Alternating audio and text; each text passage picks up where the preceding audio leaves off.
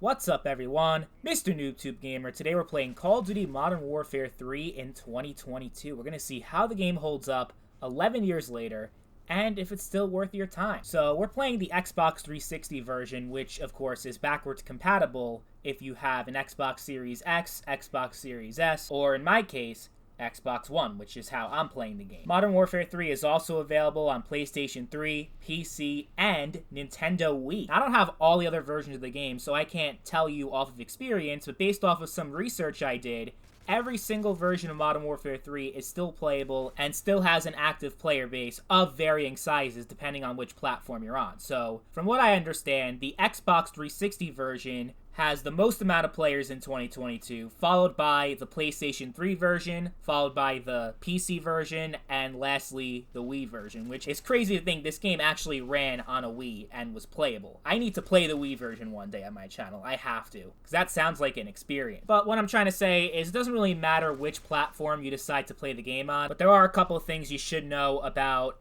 the PS3 and Wii versions in particular of Modern Warfare 3. Both are still playable online, but with a catch. So with the Wii version, the catch is that in order to play online, you need to have a modified or homebrewed Wii console in order to bypass the Nintendo authentication that you need to play online. But due to the Wii servers being officially shut down years ago, these games no longer work out of the box. You need to install some modified third-party software, which you can easily find online, and you can easily look it up and get all the stuff you need, but just keep that in mind. If you really want to play MW3 on Wii, it's going to take a few extra steps. And as far as the PS3 version is concerned, it'll only work online if you have a PlayStation Network account that was created before April of 2018, and of course, did not have a name change on the PlayStation 4 or PlayStation 5. Yeah, the PlayStation Network name change fucked up a lot of PS3 servers in particular, especially with MW3, because if you have a new account and you don't have an old one, you simply will not be able to play online no matter what. There is no workaround, you just can't play. And if you're playing on PC, you need to install the Plutonium client because that seems to be where the community is most active rather than the regular servers for Modern Warfare 3, so keep that in mind if you're trying to play on PC, but otherwise, it's a pretty solid game in 2022, no matter what platform you decide to play it on. I have not come across any hackers in the many years that I've been playing this game, at least on 360. I actually have heard from members of the Wii community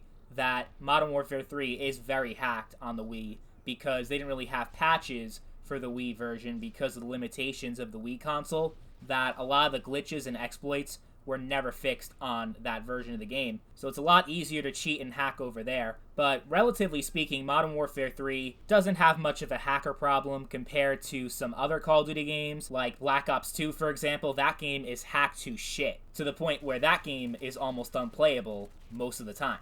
But I can honestly say I have never encountered a single cheater for Modern Warfare 3 over the past few years, which is a great thing. And you can find games almost every day of the week. Obviously, during the weekends, you'll have an easier time finding players, but for the most part, the game is pretty active, it's pretty healthy. You'll get into lobbies almost instantly, which wasn't the case for a while. I think it had something to do with the matchmaking system actually being broken, but somehow the community was able to fix it on the Xbox One and Xbox 360. I believe something with the backwards compatibility fucked up the matchmaking process, but it's actually fixed now, which I didn't expect to happen, but yeah. You'll get into matches pretty easily as long as you disable the DLC, which you're actually able to do in Modern Warfare 3. For some reason, that option is not available in other Call of Duty games, like Modern Warfare 2, Black Ops 1, where you just have to flat out uninstall all the map packs in order to not be put in the DLC lobby. The MW3, it's just a hit of a button. I think it's the select button on the PS3 and whatever button it is on the 360. It just turns off DLC matchmaking and you can get into regular matches and get into games a lot easier. So yeah, in case you guys were wondering about DLC, DLC is a no-go in 2022. It's pretty dead with DLC. Some games like Black Ops 1,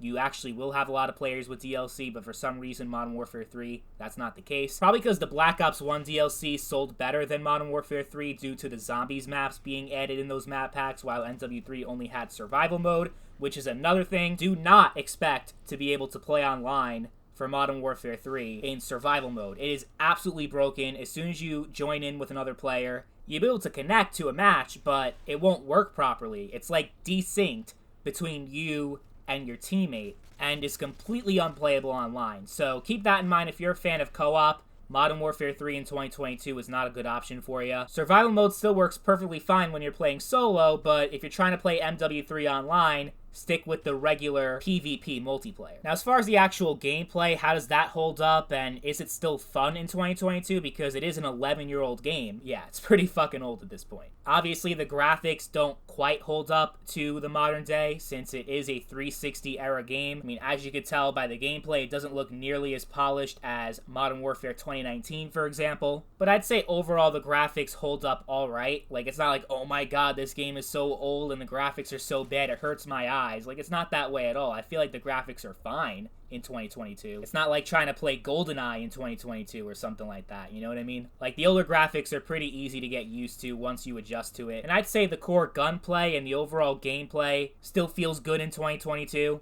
Like, if you're a newer Call of Duty player and you started playing around World War II, Black Ops 4, MW3 is not going to really feel all that different gameplay-wise compared to those games. But if you played Modern Warfare 2 before, not the new one coming out this year, but the old one from 2009, the best way to describe Modern Warfare 3 really is a more balanced version of Modern Warfare 2, because the gunplay, the weapons themselves, all that is exactly the same as it is in Modern Warfare 2, except you don't have danger close noob tubes, you don't have commando, you don't have all of the infamous overpowered shit that was in Modern Warfare 2. I mean, it's basically a refined version of Modern Warfare 2. There's a reason why back in the day, everyone called it Modern Warfare 2.5 rather than MW3. It really felt more like an updated and expanded Modern Warfare 2 rather than a standalone game in its own right. Like, if you compare COD 4 to Modern Warfare 2, there's some pretty drastic changes in terms of gameplay.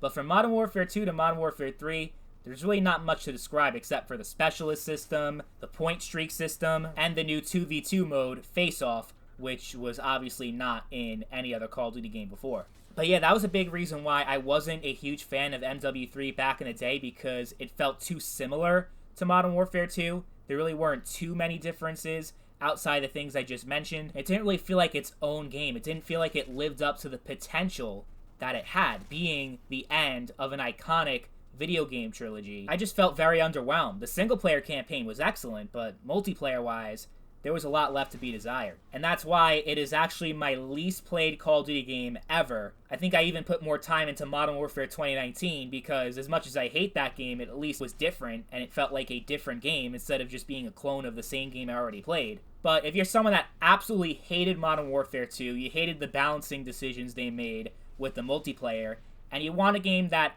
plays like Modern Warfare 2, like you like the core gameplay and the gunplay, but just hated the balancing, well, Modern Warfare 3 is the perfect game, because it's basically just a more balanced MW2. But if you're someone like me that absolutely loved MW2, this just feels like a less fun, less interesting version of MW2. It all comes down to your own personal preference, but I'd say overall, due to the strong active player base that still exists today, and the fact that the game is still very much playable and not ruined by hackers, I'd say, yeah, the game is overall worth playing in 2022. I'd say it's worth no more than like $15, because even though the multiplayer is still active, it's only team deathmatch, so it's going to get repetitive pretty quickly, but it's still pretty solid 11 years later. So, yeah, that's MW3 in 2022. Let me know what you guys think about Modern Warfare 3 in the comment section down below, and I'll see you guys later.